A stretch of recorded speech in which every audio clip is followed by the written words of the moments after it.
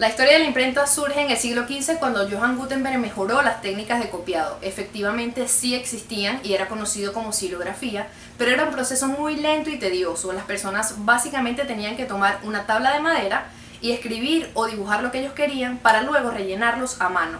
Por esa razón los libros se tardaban muchísimo tiempo en salir y Gutenberg lo que hizo fue mejorar esta técnica utilizando una barra de metal y colocando todas las letras en orden alfabético para que las personas la reutilizaran las veces que quisieran y así pues copiar los libros a gran escala o las imágenes. Pero el problema o la dificultad que tenían con los dibujos era que tenían que hacerlo con la xilografía porque para aquel entonces no existía una manera de volver a sacar los dibujos, pero con el tiempo evolucionó y hasta ahora lo conocemos como imprenta, es las letras que copiaban una y otra vez los libros. La obra más importante que se realizó con este invento fue la Biblia, que también era conocida como la Biblia de las 42 líneas o la Biblia de Gutenberg.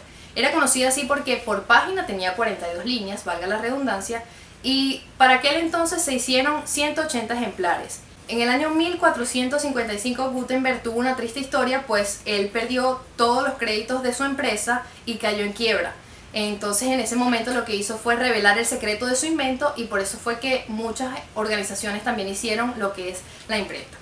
Los primeros ejemplares que utilizaron este mecanismo fueron los de El Journal de París, la Gazzetta di Parma, Gazzetta di Mantova y el Daily Courant. Estos periódicos o semanarios, porque cambiaron con el tiempo, todavía se mantienen, claro, con estilos diferentes, nombres diferentes, pero ellos fueron el primer impacto que tuvo la sociedad al recibirlos con este tipo de ejemplares, este tipo de transcripción o de copiado. En el año 1962, Los Angeles Times fue el primer diario en incluir una computadora RCA a sus métodos de impresión. Esto facilitó y redujo los tiempos de creación de las planchas, reduciendo también en un 40% el costo de la fabricación de este periódico. Esto era algo que no todos los diarios podían darse el lujo de hacer, es decir, esta computadora tenía un costo muy elevado, pero paulatinamente todos los diarios adoptaron este método de impresión para también, facilitar y mejorar la calidad del diario. En el año 1995 surge un término denominado Computer to Place, que significa directo a la placa, que es cuando estas placas de offset son directamente traducidas por la computadora. Es decir, desde la computadora yo envío lo que es la página y ya estas planchas lo leen. A través de láseres se utilizaba, decir, emulsiones que eran sensibles a la luz y así los láseres tanto térmicos como ultravioletas realizaban el trabajo de la creación del diseño del diario. Allí también se mejoró muchísimo lo que fueron los colores de las páginas porque se utilizaba el método CMYK, que es muy conocido ahora para los métodos de impresión. Y bueno, esto digamos que se mezclaban, se utilizaban placas monocromáticas para realizar la impresión del medio. Esto tuvo muchísimas ventajas para los periódicos, ya que redujo en un gran nivel lo que fueron el coste de producción. Aquí también cabe destacar que se realizaba un registro perfecto de la página, es decir, al tú ver dentro de la computadora lo que era el esquema del diario, salía perfectamente impreso en la rotativa. También se ahorró mucho el tiempo, ya lo he comentado, que con la llegada de la computadora, lo que era el tiempo de realizar las placas, esto de horas pasó a tardar minutos. Estas placas pasaron de ser de material fotográfico a realizarse de metal porque son más duraderas y tienen la capacidad de imprimir hasta 1 millón de diarios al día. Y también en otros diarios, digamos que de menos producción, se utilizan las que son de poliéster, que también son duraderas, pero digamos que no se les puede explotar, sino que alcanzan nada más por unos 200.000 diarios, es decir, un tiraje de 200.000. Y esto facilitó muchísimo el trabajo de impresión. Digamos que la computadora realmente revolucionó el mundo del periodismo, además de la manera de imprimir el diario, también cabe destacar que es la manera de trabajar.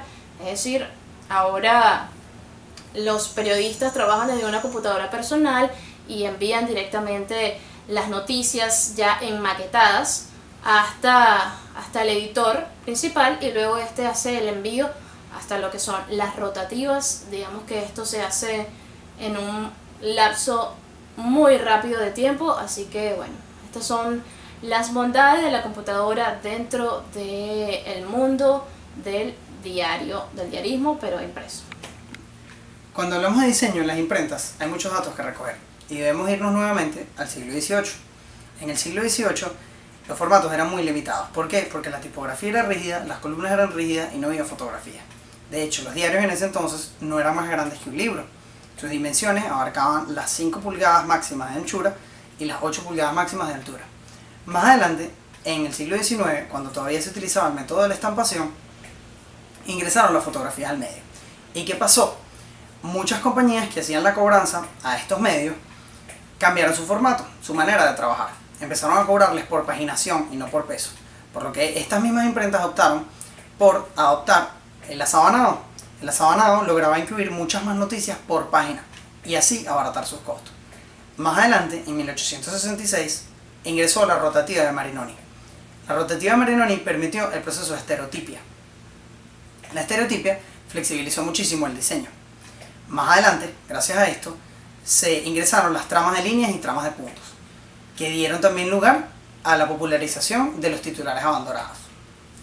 Más adelante también, en 1960, surgió la necesidad de incluir muchas más fotografías y de mucha mejor calidad, pero eso no se podía porque los costos eran muy grandes y se implementó el sistema de hueco grabado exclusivamente para las portadas. Era mucho más costoso, pero permitía imágenes de muy alta resolución y muy alta calidad que embellecían los diseños, por lo menos en esa cara frontal del periódico.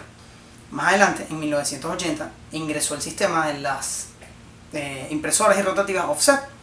Las impresoras y rotativas offset ingresaron también el color con el sistema CMYK, que significa o incluía dentro de él el cian, el magenta, el amarillo y el negro, y mediante su combinación ingresamos fotografías de mucho mejor calidad en casi todas las páginas, si el diario se podía dar ese lujo y costearlo.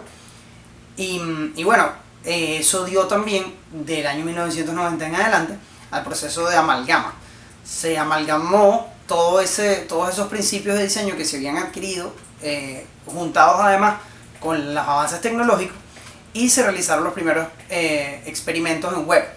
Estos experimentos en web dieron origen al diseño que conocemos hoy en día y que seguirá siempre evolucionando.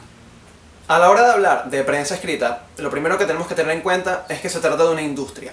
Esto quiere decir que siempre va a estar atenida a constante cambio y evolución, ya que se encuentra directamente vinculada a la tecnología. Durante el siglo XIX, la prensa escrita va a atravesar uno de los procesos más importantes de su historia, ya que es el periodo en el que se llevó a cabo la Revolución Industrial. El primer periódico como tal que fue industrializado se trató del Times de Londres. Esto ocurrió en el año 1814, el 28 de noviembre. Y se llevó a cabo gracias a la invención de la imprenta de vapor industrial fabricada por los alemanes Koenig y Bauer. Durante el siglo XIX, la prensa escrita atravesó numerosos cambios debido a la revolución industrial. Sin embargo, aquellos que iban a ser los más importantes no llegaron sino hasta el final del siglo. Estos fueron la titulación a varias columnas y la fotografía. La primera de estas ocurrió gracias al surgimiento de la rotativa de Marinoni. Previamente en esta época se utilizaba el proceso de estampación, el cual dificultaba muchísimo el alineamiento de las columnas. Sin embargo, gracias al nuevo procedimiento de la rotativa, se implementaron titulares de hasta 2, 3 y 4 columnas. Posteriormente, surgió la primera fotografía en un diario impreso. Esto previamente había sido imposible, debido a que no se podían replicar los matices de las gamas de grises utilizando solamente tinta negra. Sin embargo, gracias a un procedimiento inventado por Ives y Mersenbach, se consiguió recrear una fotografía descomprimiéndola en base a puntos negros y plasmándola en el papel impreso utilizándolos. Después de la industrialización, el tiraje de los diarios obviamente se multiplicó. Se empezaron a registrar impresiones de 240.100 páginas por hora. Esto permitió muchísimas cosas, entre automatizar procesos que previamente eran casi artesanales, y también permitió intercambiar la mano de obra humana por la mecánica. Todos los periódicos tienen características fundamentales que los diferencian de unos y otros, y es algo que también está presente cuando nos referimos al diseño. Son elementos claves que hay que tener muy en cuenta. En primer lugar tenemos la mancheta, que es la representación corporativa del medio y solemos encontrarla en franjas que contienen el nombre y el logo, en algunos casos solamente el nombre, o también puede ser el logo, el cual se ve en menor medida, pero también es posible porque es algo que siempre va a depender de lo que es el estilo o de lo que quieran lograr los editores a partir o a través del diseño. Luego tenemos la tipografía, que de alguna manera delimita todo lo referido al texto, y eso incluye lo que es el peso, la anchura o la inclinación. También está las ideas gráficas, que abordan o engloban lo que es el color, lo que es la fotografía, la numeración de las imágenes, su ubicación e incluso lo que es el columnaje. El diseño es algo de suma importancia porque es una manera de que tu lector o de que el público identifique a tu medio, ya sea por el color al momento de comprarlo o también al momento de leerlo. Además, a quien nos debemos, al público, también tienen que estar presentes cuando decidamos dónde o de qué manera colocar cada información, es decir, en la jerarquización.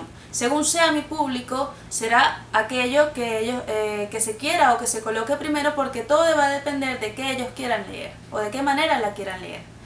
Todo esto es algo que ha sido posible gracias a la evolución del diseño, que vino de innovaciones tan simples para nosotros en este momento, pero que en su momento fueron toda una revolución, como la linotipia, que se trata de un invento, valga la redundancia, que duró muy poco, fue de 1884 a 1970, pero dio paso a una cantidad de cosas, y se trataba de colocar la información a partir de tubos que se marcaban o se imprimían con plomo, y era muy rígido porque como era lineal no se podía jugar ni siquiera con el tamaño de las letras. Y eso es algo que cambió cuando llega la estereotipia. En la estereotipia era todo de manera individual, es decir, letra por letra, pero utilizaba dos procedimientos, es decir, con molde o a partir de la fundición cliché, que es, la palabra cliché es como una especie de sinónimo de cliché, es decir, repetición, y se trataban de placas estables donde se grababa lo que posteriormente se imprimiría.